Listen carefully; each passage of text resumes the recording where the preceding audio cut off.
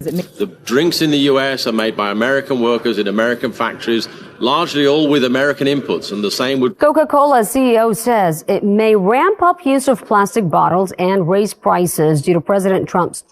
He was a fantastic man, but he understood immediately what I was talking about. Coca-Cola is a brand known to almost everyone around the world, with its red and white logo that has been ingrained in consumers' minds for years.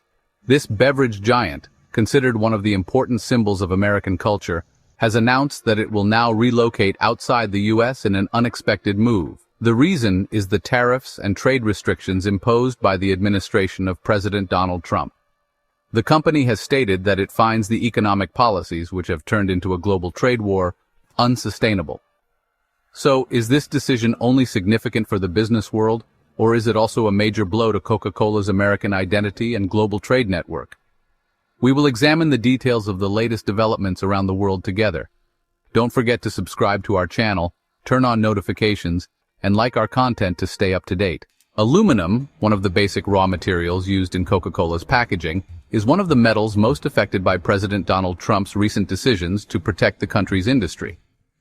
Aluminum imported from many trading partners, primarily Canada, has been subject to additional tariffs of up to 25%.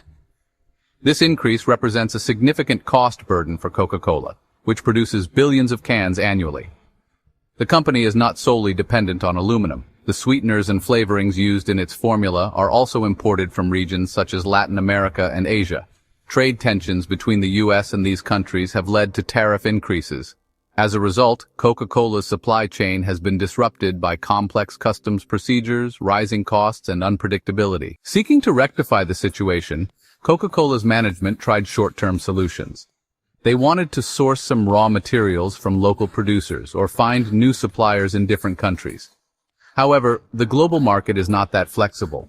Raw material prices are rising, logistics costs are increasing, and the company's margins are shrinking. The company's CEO, James Quincy, stated, "We cannot bear these costs indefinitely. Even if we raise prices excessively, we will lose our consumers." Statements from the White House say that these tariffs are intended to strengthen U.S. industry. President Donald Trump insists that... So here's the thing. Domestic producers are finding it tough to compete because of import pressure. These policies, they say, are meant to protect the domestic industry. And, some domestic producers, especially in sectors like steel and aluminum, might have actually seen some short-term benefits from these policies.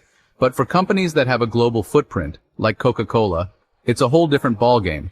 Their supply chain is globalized, and when operating becomes tricky due to the protectionism of just one country, well, it kind of shakes up their entire global strategy. Now, the White House, they expect these companies to stay loyal. Some senior officials, they even argue that if you're an American brand, you should remain in the U.S. Coca-Cola, though, feels it's just too big of an organization to be molded by the interests of a single country. So how applicable are President Trump's words when he says, "We will impose heavy sanctions on those who leave the country and seek tax advantages elsewhere"? For Coca-Cola, this is where the real debate starts to heat up. I mean, Coca-Cola leaving would be a significant blow, both symbolically and economically. Born in Atlanta at the end of the 19th century, Coca-Cola was a morale booster for American soldiers during World War II and became a symbol of freedom throughout the Cold War. It's, in every sense of the word, an integral part of American culture, with many of its ads showcasing holiday themes, family values, and national symbols. The slogan "Coke" it has become one of those iconic lines, most recognizable marketing phrases in the world. Now this massive brand is saying, since the business conditions are unfavorable, we're moving our operations to a more favorable country. This is akin to a brand that embodies the American dream relocating due to the economic policies that have turned that dream into a nightmare. While reactions such as, "How can Coca-Cola be leaving?" are rising within American society, the company's executives are responding, "We are a global brand. If the country you call our homeland imposes trade restrictions, we have no choice but to leave." This cultural clash is met with emotional reactions domestically, such as, "You're our symbol, aren't you anymore?" And internationally with the thought that even America can't hold on to companies of this scale. Imagine another American icon like Disneyland or McDonald's leaving for similar reasons. That's how shocking Coca-Cola's departure is. The most discussed topic in economic circles is whether Coca-Cola's move will set an example for other companies. Aggressive tariffs in the U.S. are not limited to aluminum and steel. Protectionist measures spreading to or potentially spreading to other sectors can make imports more difficult while also increasing production costs domestically. Many multinational companies are feeling similar pressures. Automotive giant Ford, tech giant Apple, and agricultural equipment manufacturers are also expressing similar concerns. If even a giant brand like Coca-Cola is forced to relocate, the question arises, why should others stay? This could put the U.S. economy at serious risk of a brain drain and capital flight. Of course, this scenario may seem exaggerated. After all, the U.S. is still a large consumer market with advanced infrastructure and a financial center. However, even the thought that Coca-Cola might leave is a source of concern in itself. According to reports from the company, Coca-Cola is planning to move to a country with a strong logistics infrastructure, political stability, and multiple trade agreements. European countries such as Germany, the Netherlands, and Switzerland are frequently mentioned. Some investment analysts comment that centers such as Ireland and Singapore, which have lower taxes and flexible labor restrictions, may also be preferred.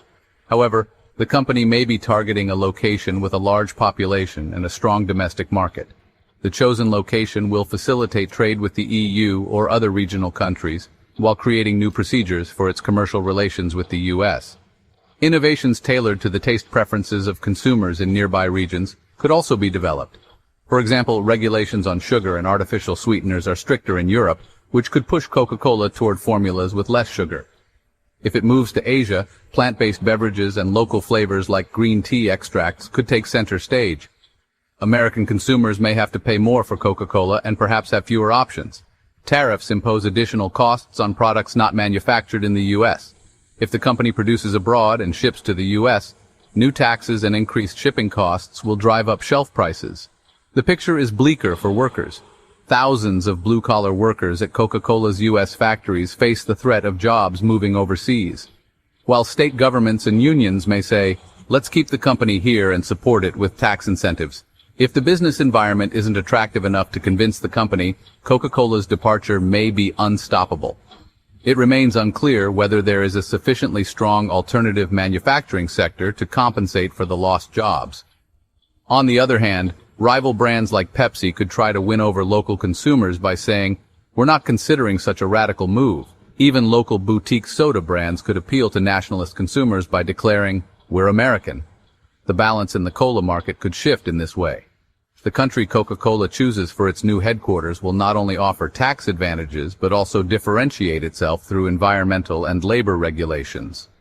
For example, the European Union has stricter rules than the US regarding plastic waste recycling and carbon emissions. This could force Coca-Cola to adopt a more sustainable but potentially more costly production model. On the other hand, the company could strengthen its global image by presenting itself as more environmentally friendly and gain prestige among consumers in various European countries. This could contribute to the eco-friendly Coca-Cola image in the long term. However, if a cultural clash arises in the U.S. domestic market with reactions like, what happened? You left us and now you're following European rules, the company's communication strategy could face challenges. The departure of a giant like Coca-Cola is not seen as an individual company decision, but also as a political gesture. The Trump administration could face criticism such as, these tariffs were in the U.S.'s interest, but here's a big company that doesn't want them and is leaving. Some might ask, what about our national identity? Are we going to set policy based on a company's whims? At this point, the answer to the question of whether the state manages the company or the company manages the state is more blurred than ever. On the one hand, governments set policies and impose taxes in the name of national interests. On the other hand, companies consider themselves global players and have the freedom to relocate to any country they choose. Both sides have leverage. The government has taxes and regulations, while the company has capital and employment. This conflict is clearly evident in the Coca-Cola case. The relocation of America's most recognizable brand for centuries sends a diplomatic signal that the U.S. is no longer as attractive an investment environment as it once was. Mexico, Canada, or EU countries could use this as propaganda, saying, see, even big brands prefer our stable trade environment. The U.S.'s image as a business-friendly country could be tarnished, and in trade agreements, the argument could be made that so many customs duties are driving even large companies away. Similarly, the country Coca-Cola moves to could gain diplomatic strength. It could gain prestige at international tables by saying, it's not just a factory, it's the headquarters of a global brand. If this country is an EU member, it could gain additional bargaining power in EU trade agreements. In short, even a company's move can influence global diplomacy. Coca-Cola's decision to leave the US and relocate to another country is a decision that sits squarely in the midst of debates about the American dream and the era of protectionism. Some commentators say this is the end of an era. The world can no longer keep even the most iconic American brand within its borders. While others argue Coca-Cola was already global, equating it with the American flag was an exaggeration. The truth, as always, lies somewhere in between. The company is taking this step to protect shareholder interests, reduce supply chain costs, and remain competitive in the long term. President Donald Trump's trade policies were a factor that accelerated this move. The full consequences have yet to emerge. It remains unclear which country they will move to, how many jobs will be lost, and how relations with the US will unfold. This development, which has economic, cultural, and political dimensions, once again raises the question of what the concept of an international company really means. Will the boundless power of a brand that wants to exist in the global market despite its local roots prevail? Or will the price of protectionism in the name of national interest be too high? Only time will tell whether other giants will make similar decisions in the future.